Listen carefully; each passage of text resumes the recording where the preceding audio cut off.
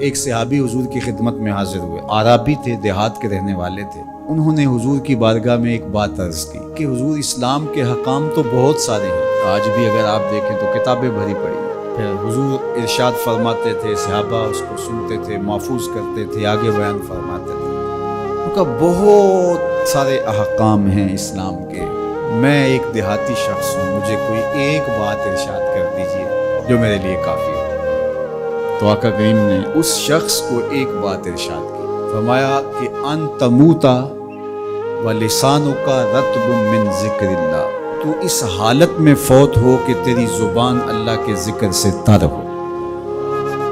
100 باتوں کی ایک بات ارشاد فرما دی، ان تموتا ولسانک رطب من ذکر اللہ، تو اس حالت میں انتقال کرے کہ تیری زبان اللہ کے ذکر سے، میں اور آپ اپنی زندگی اس طرح سے گزاریں کہ موت اچانک آئے یا طبی موت آئے، جس حالت میں بھی ہمیں موت آئے تو ہماری زبان عادی ہو اللہ کے ذکر کی، ادھر سے سانس ٹوٹ رہی ہو اور ادھر لبوں پر اللہ کا نام جاری۔ جس شخص کا آخری کلمہ لا الہ الا اللہ ہوا، اللہ اس کو جنت میں داخل فرماتا ہے۔ اور کتنے خوش نصیب لوگ ہوتے ہیں کہ مرتے ہوئے جن کے لبوں پر اللہ کا باقاعدہ نام آتا ہے، اللہ کا ذکر ان کے لبوں کا وظیفہ ہوتا ہے، اور کچھ لوگ ان کو تلقین بھی کریں تو زبان پہ اللہ کا نام نہیں آ پاتا۔ اور ان میں سے ایک وہ شخص جو شراب کا عادی ہے یا کسی بھی نشہ آور چیز کو لیتا ہے، تو ایسے شخص کو مرتے ہوئے کلمہ نصیب نہیں ہوتا۔ جو اس کو دنیا کے اوپر سزائیں دی جاتی ہیں، ان سزاؤں میں سے ایک سزا یہ ہے کہ مرتے ہوئے اس کے لبوں پہ کلمہ نہیں آتا۔ اور علماء نے یہ بھی لکھا ہے کہ جو بے نماز ہے، نماز نہیں پڑھتا، مرتے ہوئے اس کے لبوں پہ بھی کلمہ جاری نہیں ہوتا۔ اللہ اکبر۔ تو ایک جامع بات ارشاد کر دی کہ ان تموتا ولسانک رطب من ذکر اللہ، تو اس حالت میں فوت ہو کہ تیری زبان اللہ کے ذکر سے تر ہو۔ قرآن مجید میں ہمیں اللہ تعالیٰ نے یہ بھی حکم دیا ہے کہ مجھے یاد کرو، اور یہ بھی حکم دیا ہے کہ مجھے فراموش نہ کرو۔ وَلَا تَكُونُوا كَالَّذِينَ نَسُوا اللَّهَ فَأَنسَاهُمْ أَنفُسَهُمْ أُولَٰئِكَ هُمُ الْفَاسِقُونَ، ان لوگوں کی طرح نہ ہو جانا جنہوں نے اللہ کو فراموش کر دیا، اللہ کو بھول گئے۔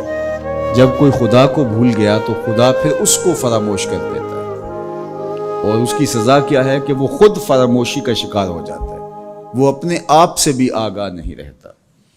تو ہمیں جو حکم دیا گیا وہ ہے اللہ کو یاد کرنے کا۔ تو یاد کرنے کا ایک مفہوم یہ ہے کہ اللہ جل شانہ کی اطاعت کی جائے، اس کی فرما برداری کی جائے، اس کے احکام پر عمل پیرا ہوا جائے، نہ یہ ہے کہ اس کے احکام کو فراموش کر دیا۔ یقول اللہ تبارک و تعالی، اللہ جل شانہ خود ارشاد فرماتا ہے، یہ حدیث قدسی ہے، فیما یروی عن ربہ، جو حضور اپنے رب سے روایت کرتے ہیں۔ اللہ جل شانہ کیا ارشاد فرماتا ہے، سنیے، انا عند ظن عبدی بی، میرا بندہ میرے بارے جو گمان کرتا ہے میں ایسے ہی معاملہ کرتا ہوں، یعنی بندے کو میرے سے جو گمان ہے تو میں اس کے مطابق معاملت فرماتا ہوں۔ وانا معہ اذا ذکرنی، اور جب وہ مجھے یاد کرتا ہے میں اس کے ساتھ ہی ہوتا ہوں۔ جب میرا بندہ مجھے یاد کرتا ہے تو میں اس کے ساتھ ہوتا ہوں۔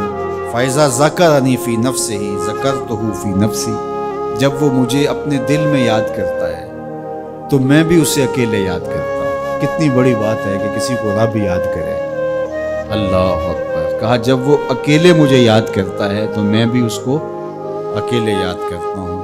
وَإِن ذَكَرَنِي فِي مَلَئٍ ذَكَرْتُهُ فِي مَلَئٍ خَيْرٍ مِّنْهُمْ، اگر وہ مجھے مجمع میں یاد کرتا ہے، لوگوں کے ہجوم میں یاد کرتا ہے، تو میں بھی اسے مجمع میں یاد کرتا ہوں جو اس مجمع سے بہتر ہے، اس اجتماع سے بہتر ہے۔ یہاں نیک بد گناہ گار سارے طرح کے لوگ ہیں، لیکن میں فرشتوں کے اجتماع میں یاد کرتا ہوں۔ اللہ، کیا منظر ہوتا ہوگا کہ جب اللہ فرشتوں میں کسی بندے کو یاد فرما رہا ہے۔ اللہ اکبر۔ اور ایک حدیث میں جو ہے وہ اس کے پھر آگے لفظ جو ہے یہ ہے، میرا بندہ میری طرف اگر ایک بالشت چل کے آتا ہے تو میں ایک ذرا آتا ہوں، اور میرا بندہ میری طرف اگر ایک قدم آتا ہے 70 قدم آتا ہے، اور اگر میرا بندہ میری طرف چل کر آتا ہے اتیت ہو ہر والا، میری رحمتیں دوڑ کے استقبال کرتے ہیں۔